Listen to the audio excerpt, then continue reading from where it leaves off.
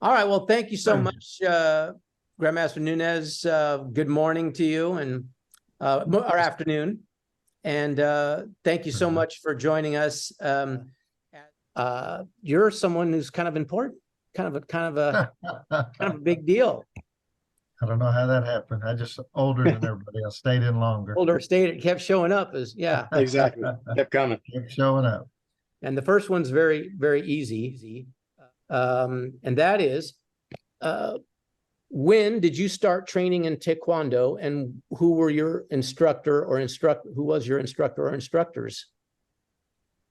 In Taekwondo, well, I started first in Judo. Then I did that a few months, maybe a handful of months, 6 months, and got tired of getting thrown around on the mat. And I was young. I was in ninth grade, I believe. So I was 13, 14, and 13.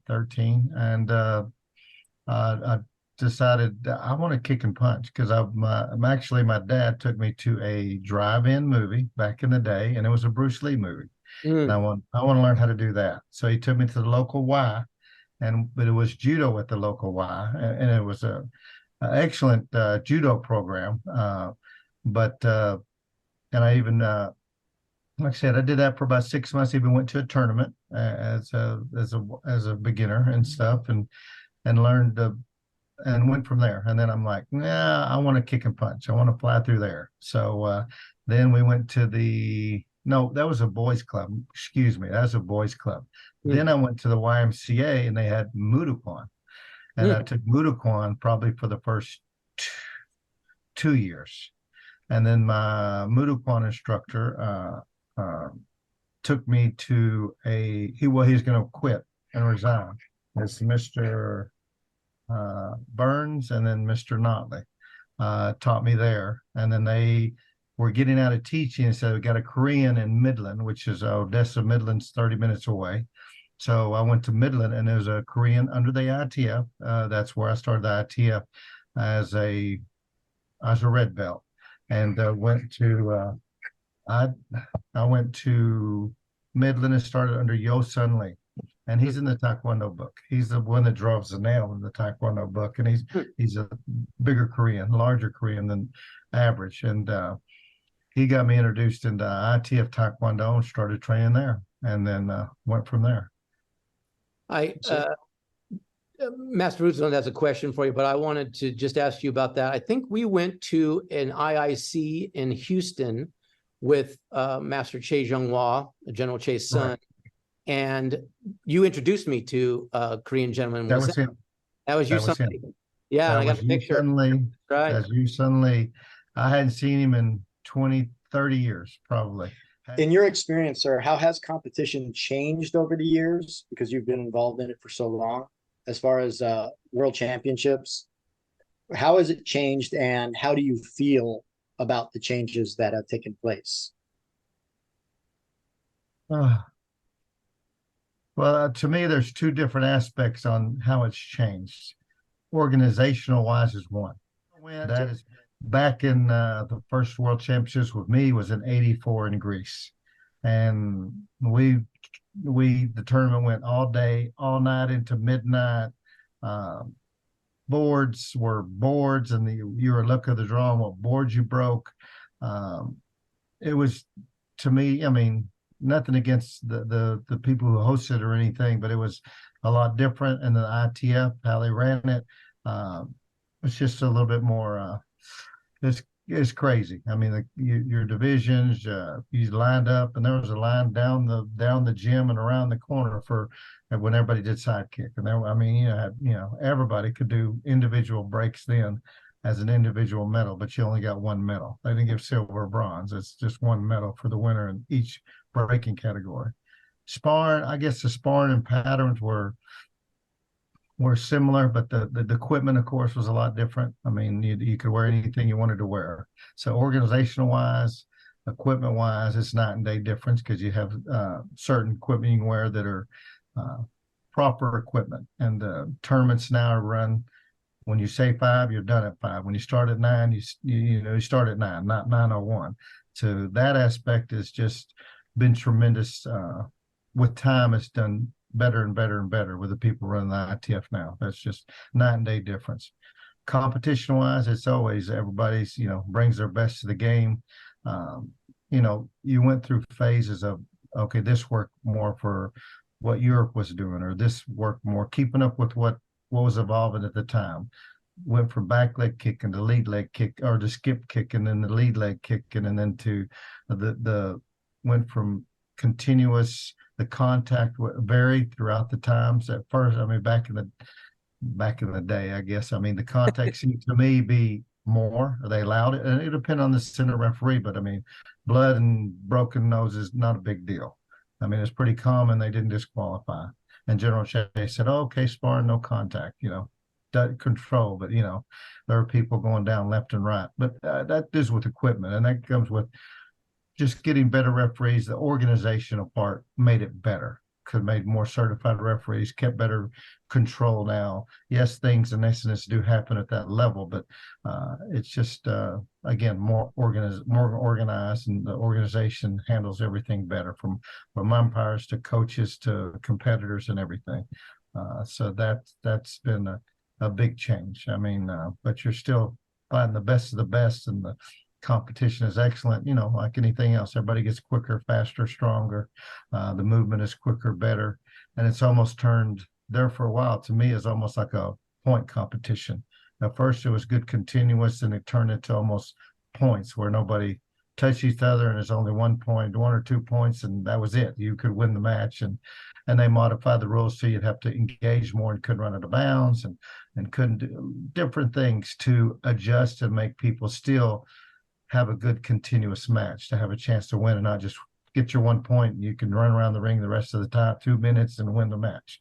So that has evolved in the sparring competition. Patterns, that's came with the general, just the evolving of the sine wave and the clean technique. And back in the day, you could kick 7 feet above your head, however long your leg would reach, and it was awesome, and that was the greatest. And now it's evolved, much more precise. I mean, if it's not high, if it's not middle, it's a count off. Like I said, the kicks, they were all high, and they were all holding them for 3, 4, 5 seconds. That has changed. Just very technical on the patterns, which makes it so hard, so hard to win patterns as well as sparring. Is you got to dedicate your whole time to win either event, or breaking. You got to dedicate your time to win the event. You just can show up and do your thing. You had to definitely be specialized in that event to have a chance. I feel now it just takes as much time, period. I mean, it still did back then, but even more so now. I feel.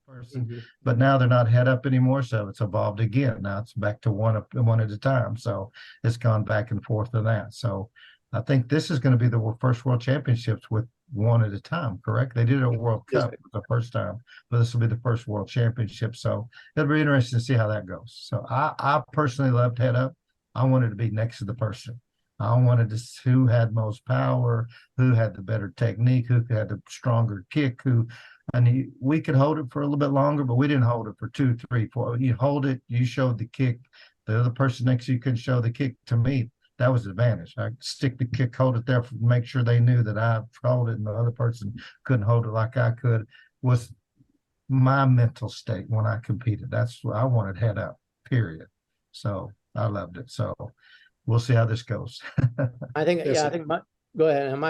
My original thought, whenever someone started talking about going by numbers on the patterns, was just like, no, I'm just not going to do that, because it's not. How can you even be consistent throughout a day? You're watching the same, just one individual at a time. I mean, they've modified that, because it's still 2 people come out and they go run one right after the other as part of the bracket.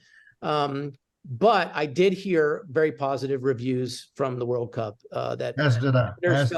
Good, and that it worked out for the best. I mean, I think in a way you could actually do a modified version where the second part, after you figure out who's in the preliminary rounds, who's the top 10 or top 8, then you could do a head-to-head and kind of get that excitement again, where you're on the floor. This is my competitor. I'm going to show you that I'm better. Maybe they'll change it again. Who knows? Yeah, who knows? I'm excited to see how it goes this World Championship. So that kind of leads me to this question, which is, if you wouldn't mind telling us what competitions you participated in as a competitor and how you fared, and then in terms of, medaling and that type of thing. And then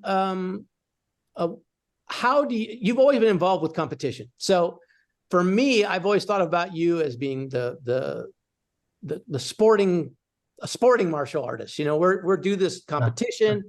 Yes, it's fighting. Yes, it's tough. We're gonna get in the ring too. I mean, you're kickboxing as well.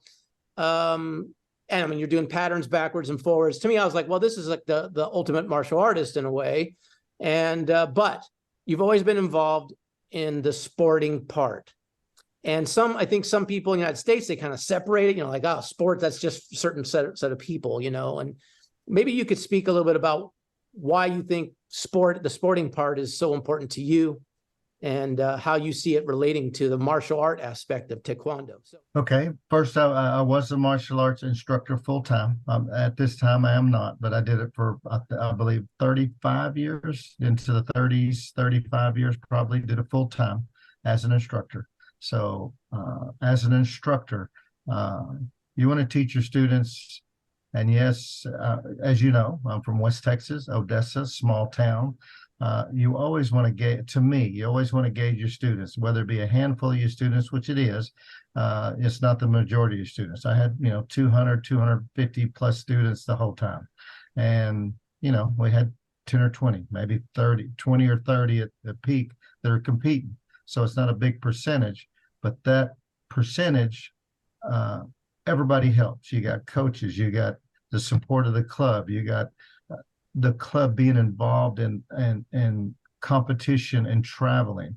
So therefore, it helped the rest of the students, because when they came back from what they competed in, and at the time I was competing too at the early part, I came back, I felt whether I won or lost, I felt I was learning, and I could bring that back to the students. And I knew what I was teaching was taught worldwide, or taught statewide, regional-wide, the national-wide, and worldwide, that I was trying to keep up with our organization and what we were doing. And when our students went anywhere, whether we won or lost, they knew we were there, and we were current as possible with the correct technique that what's going on within our organization, pattern-wise, breaking-wise, sparring-wise. And I was fortunate enough to be able to do all of it. So that, to me, it helped build the studio. It helped grow the studio. It helped the camaraderie of the studio. And the winning and losing helped everybody. And yes, you lost some because they won and they were done, or because they lost and they got frustrated and quit. But the main thing is they got to travel. They got to see people. They got to live the tenets. They got to embody everything what Taekwondo was about, our moral culture within it. They, whether they knew it or not.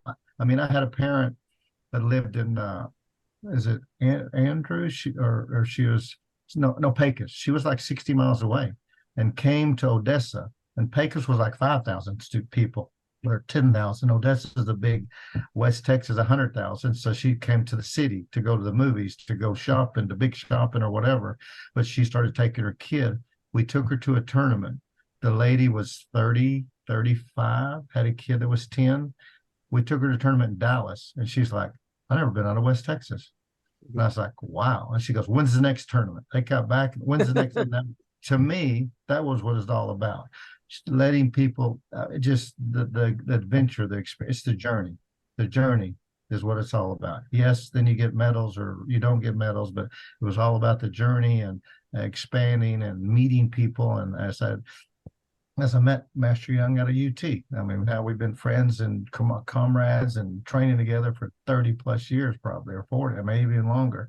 But and had make friendships all over the world. So at the time I didn't know it, but that was just my philosophy out of West Texas. Every time I left Odessa, I was on vacation, having a good time, meeting people and competing.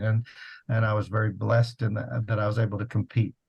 I did open tournaments when we started, and then I found the ITF or the USTF via the ITF, and then I started competing. I think, I guess, international company of Puerto Rico.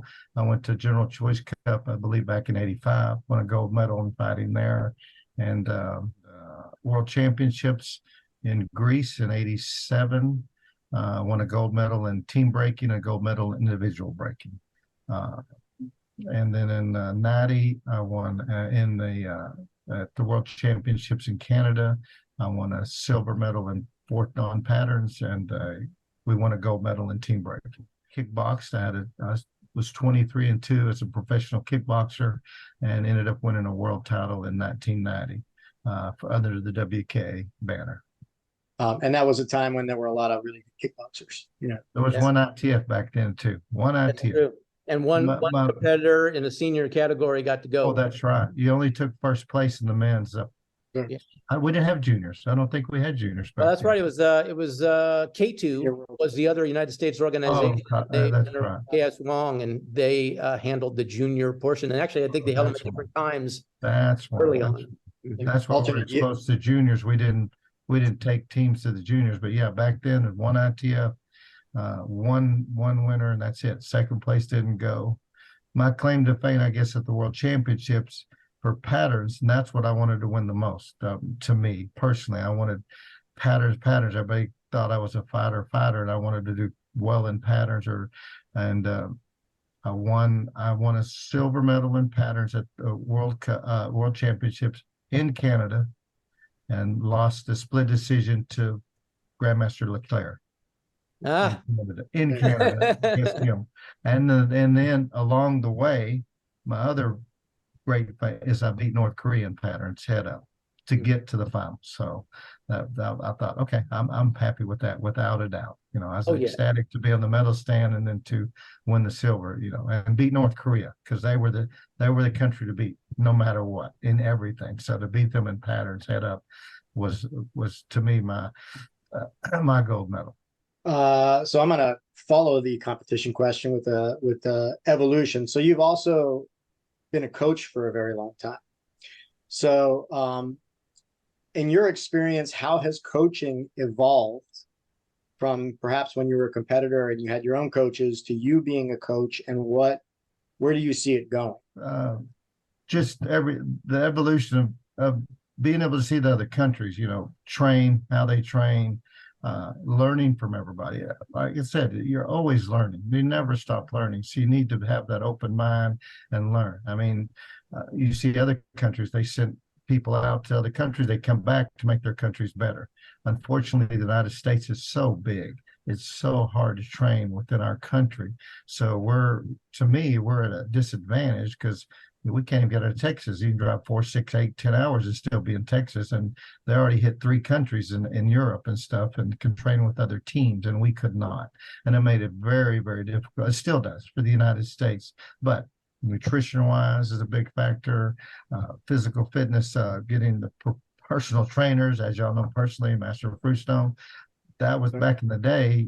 Your personal trainer was you. You didn't, and the nutrition was not as what it is today. I mean, just so many factors in the I guess the science and the art of it, as far as how to get your body ready, that your nutrition has involved so much and makes so much to do. And the athletes are more aware of it now. So before is the old school, train, work out hard. That was me. Hey, I'm going to train harder than the next person and work harder. But nutrition for me was my probably a weakness for me. It could have helped me tremendously. The weight training, different things like that. I'm still an advocate of if I have time to lift weights, I can kick on the back. I can go through my patterns. I can run. But I know weight training is an asset, and that's just a mindset. And you have to incorporate all of it in there to get stronger, quicker, faster on everything. So that has evolved tremendously. And my question has to do with the fact that you have been the president for the last 3 years of an unprecedented thing. And that unprecedented thing is the organization of and the gathering of 3 different organizations, actually 4 if we include Red Tiger as a dojang, but as a group under Master Cancelleri. But we had the original Taekwondo Federation under Master Afadagato and GM Afadagato now. Sure. We had the NTA, National Taekwondo Association, under Grandmaster Suarez, and we had the ATFI under yourself. And all three of those organizations, plus a portion of the ITF USA, which was Red Tiger, all dissolved their organizations and came together in ITF America and wrote new bylaws for that organization. And you've been the president for the last 3 years of that organization. I know you only have one vote on the board. But I wanted to ask you about where you see ITF Taekwondo specifically in the United States. Where do you see it headed? That's a loaded question. It is. And I'll answer it straight up. It's in ITF's hands, to be honest with you. ITF in the United States and the ITF America's affiliation in the United States is in the ITF's hands. How they handle this next Congress at World Championships or after, possibly after, with the new board, will decide on ITF America's fate. So unfortunately, it's politics like everything else. As you know. Oh, that was 2012 in Brighton. That was the meeting that I was in. The different AAs. You are no longer the NA to Yes, the ITF correct. USA. Now you're 4 AAs. We had 4. We worked together actually very well. I was president of ATFI. We worked together with Grandmaster Suarez and Grandmaster Fadagato, myself, and then we had Grandmaster Von Bien. And we all worked together, rotated the nationals, rotated the IICs, really worked out pretty well. Then the ITF wants to have one NA. And we were actually there at Worlds in Italy. All 4 were agreed upon to come to one. But for the vote to count, you had to have an NA. And it was a contested election. So they made an NA so the USA vote would count to whoever they were voting for, because we had 5, the most delegates you could have, I believe, was 5. So if we just went as 4 AAs, the USA vote would not count. So they, like I said, they gave an NA at the time to the past NA, because that was what's on the books, the last thing that was on the books.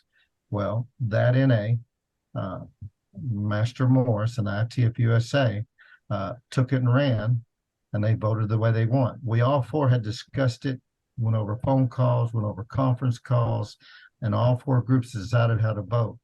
And when we got to the Worlds, they decided to give them the NA. So they took it and then they voted how they chose to vote and left the rest of us out. And that was the next phase. And okay, then we 3 decided to get together and go ahead and move forward with becoming one. And they decided to stay on their own. And since then, since 2000, is that 17, I believe, or 19? Right. You said Italy, but I think you meant Inzell, Germany, and that was the World Championship. Inzell. Yeah, that's it. Yeah. So sorry. So we've been able to stick together and move forward as we've always planned. And we grew together as an organization, formed ITF America, had an official elections, had everybody was able to vote. All the plaque holders we made it to all the plaque holders. We allowed everybody to vote and have moved forward since. All plaque holders can vote. Anybody can run that's eligible, that's in current standing and good standing.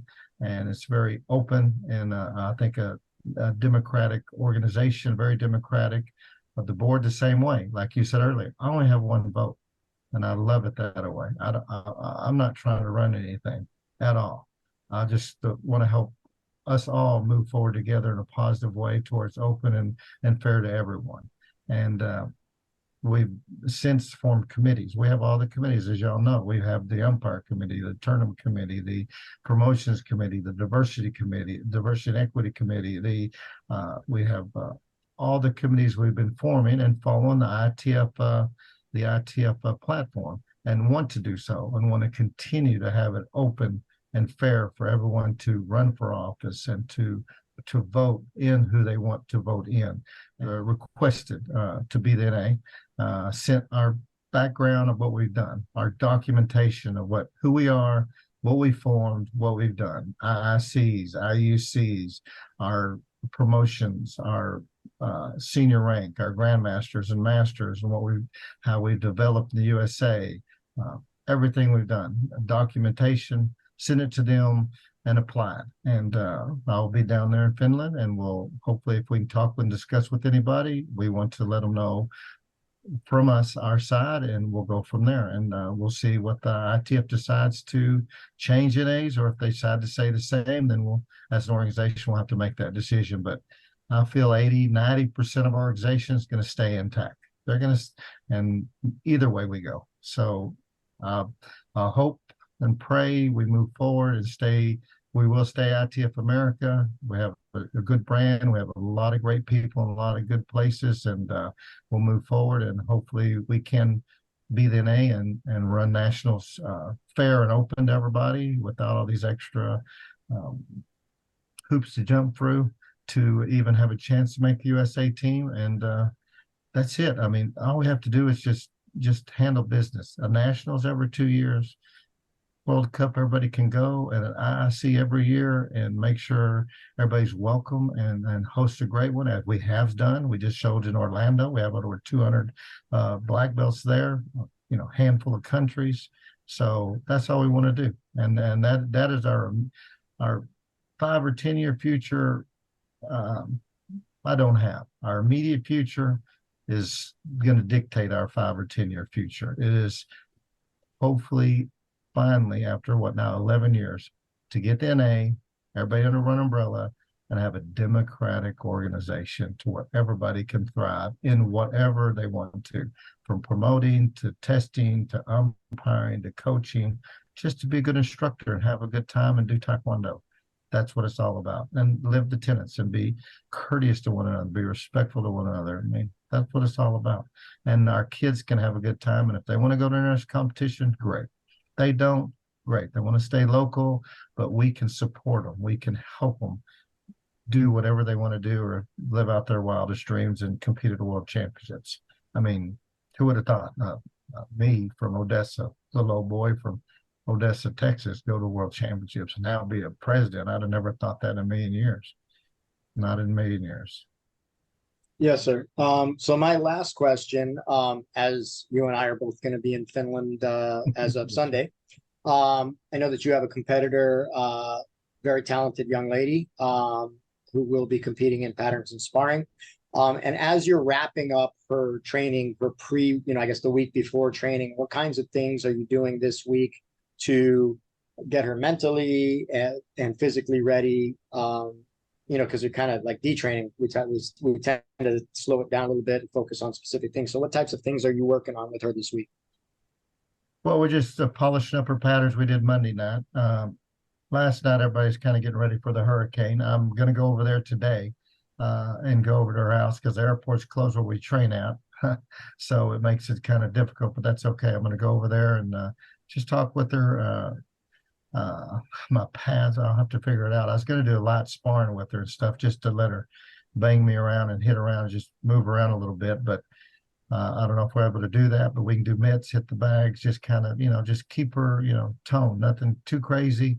It'll be about a 3/4 workout. I mean, when I trained for fights, I trained all the way up to, your people don't fight a week or two before. We sparred the Monday before and a light on a Tuesday, and Wednesday had a nice little light workout. Still had a good run though, still had a decent run. And I saw the agenda we got for Finland, so they don't fight till Thursday or Friday of next week. We could almost really not toning down that much, because we got a whole nother week before they fight next week on Thursday. So really just keep working out through the week and make sure she runs on Friday, a good run, and maybe some mitts and stuff before we get on the plane on Saturday. Because then we get there Sunday, we'll have some good workouts, Monday, Tuesday, breaking sweats and stuff with the team, or not with our students. And if they want us to help with the team, then great. We're there to help and go from there. So really this week is not a tone down. It's next week before Thursday, which is so kind of Monday, Tuesday will be the toning down and just light workouts and break a little sweat and everything and stuff. But I mean, all this week I planned on sparring with her through the week, and is luckily, well, they had, well, not luckily, they asked about Baron and wanted to fly in. I said that'd be great, and he worked with her even more than I can spar with her because I'm a little bit older. And we have we don't have that many black belts. We don't have black belts in the club. I got a small little club, so we don't, and you're 6 hours away, and so it was hard. So we make the best and make it happen. Do the best we can to make it happen. So yeah, not too much toning down this week, really. So that'll be next week or through the weekend because we'll travel and it'll fall into place kind of okay. But we got to get her acclimated and breaking a sweat as soon as we hit the ground again. But I really appreciate you taking the time to talk to us. Yes, sir. Thank you. Yeah. My pleasure. My pleasure. Glad I And could help out. being candid about your thoughts, and hopefully, well, I appreciate it again, sir. Thank you so much. And Thank you, sir. My Master pleasure. Stone, thank you for popping in, and we'll do some more, and I'll be in touch about this one. Make sure everything looks good to you before we post it. Sounds good, Thanks, sir. Mr. M. Appreciate it. Take All care. right, y'all. All Be right. good. Bye. Have a safe travel. Thank you. Thank you.